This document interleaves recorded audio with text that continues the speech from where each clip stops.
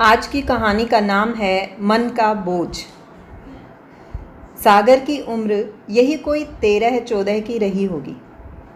वह कक्षा 9 का विद्यार्थी था। पढ़ाई में उसका मन जरा भी नहीं लगता था। कक्षा में जब अध्यापक बच्चों को पाठ समझा रहे होते तब वह बैठा बैठा ऊँघता रहता या फिर न जाने क्या सोचा करता। अध्यापक क्या पढ़ा रहे हैं उसकी कुछ समझ में ही नहीं आता था। और जब कक्षा में अध्यापक कोई प्रश्न पूछते तो वह मूर्खों की तरह चुपचाप खड़ा रहता। वह मंद बुद्धि का था। उसे प्रायः हर दिन सजा मिलती। बेंच पर घंटों खड़े रहना पड़ता। इन सब कारणों से पढ़ाई में उसकी रुचि कम होती जा रही थी। पढ़ना लिखना उसे जरा भी अच्छा नहीं लगता था। नतीजा यह हुआ कि वह घर से स्कूल न जाकर दूर किसी गली मैदान में गुल्ली डंडा खेलता या आवारा लड़कों के साथ ताश पत्ती खेलता। उसके साथ उसके पड़ोस का एक हमउम्र आवारा लड़का सुरेश भी हो लेता। खेल खेल में वे आपस में पैसों की शर्त भी लगाने लगे थे। एक बार सागर खेल खेल में 5 रुपए हार गया। उसका साथी सुरेश जीत गया था। शाम को घर लौटने के समय सुरेश ने सागर से पूछा, अरे सागर, मेरे रुपए कब लौटाओगे? रुपए? हाँ, 5 रुपए जो तुम आज ताश पत्ती में हारे हो।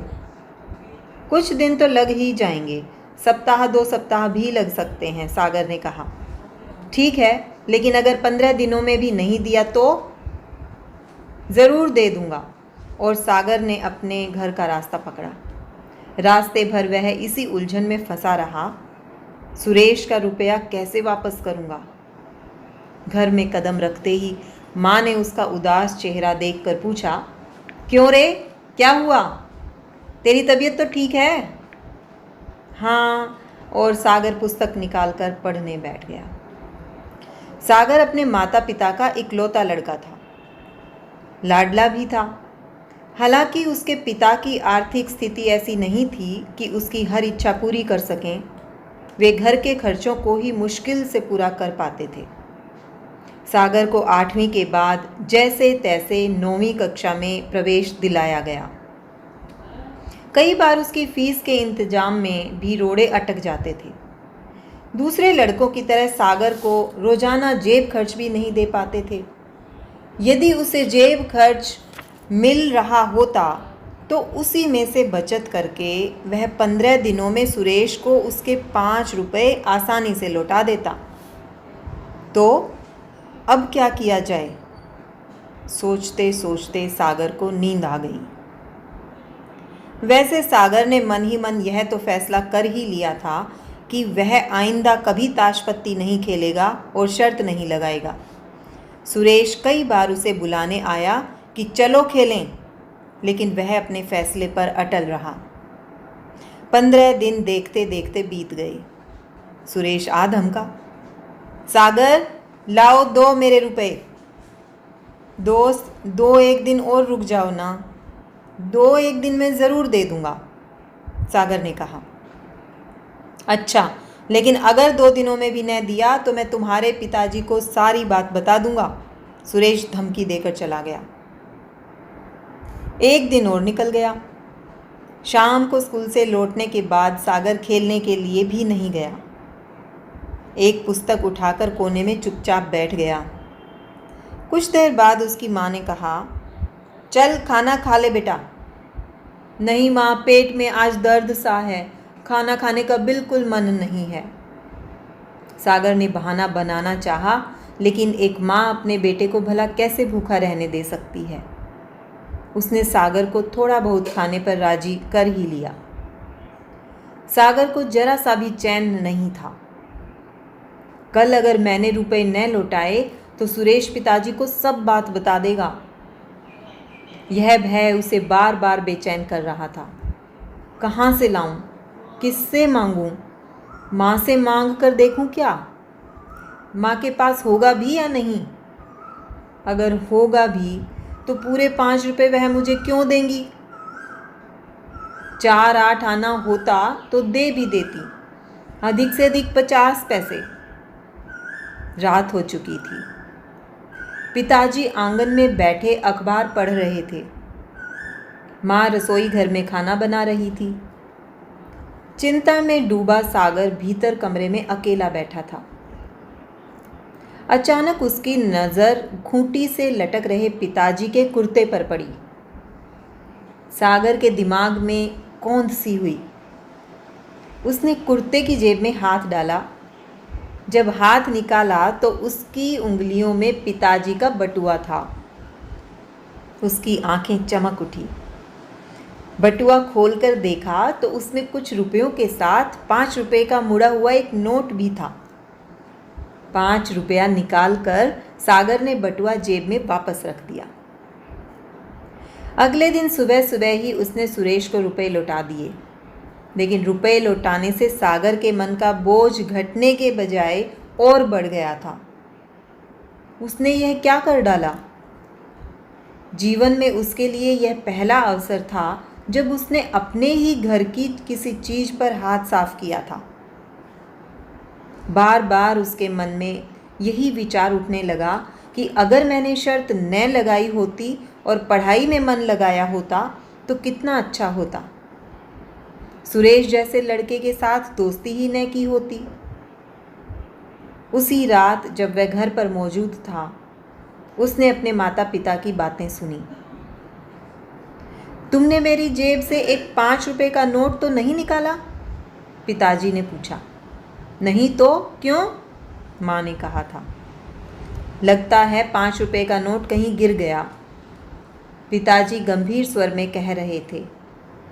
घरेलू खर्चों में कटौती करके मैंने कुछ रुपए बचाए थे।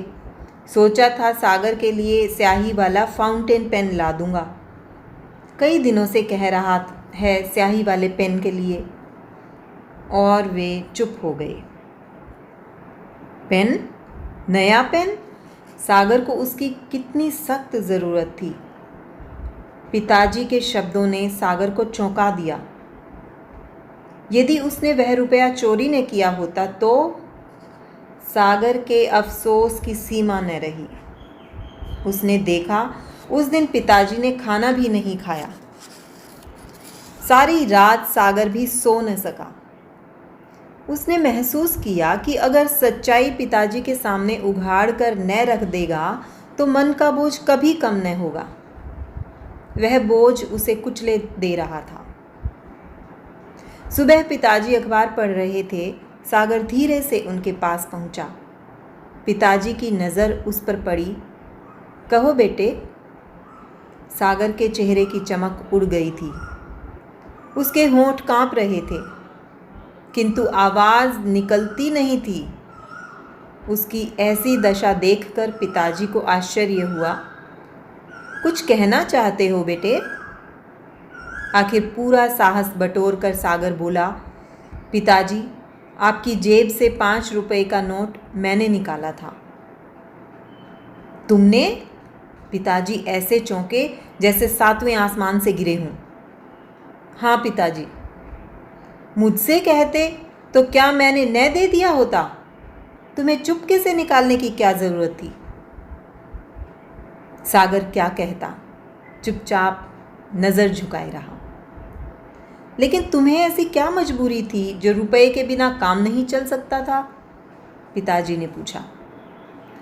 सागर ने सब कुछ सच सच बता दिया। इससे पिताजी की गंभीरता और बढ़ गई। अच्छा, तो तुम जुआ खेलते हो और अब चोरी करना भी सीख गए हो? सागर ने गिड़गिड़ा कर कहा, मुझसे भूल हो गई। जो सज़ा चाहें दे दीजिए। मैंने तय कर लिया है भविष्य में कभी ऐसा नहीं करूँगा। ठीक है, जाओ, आज से ऐसा न करना।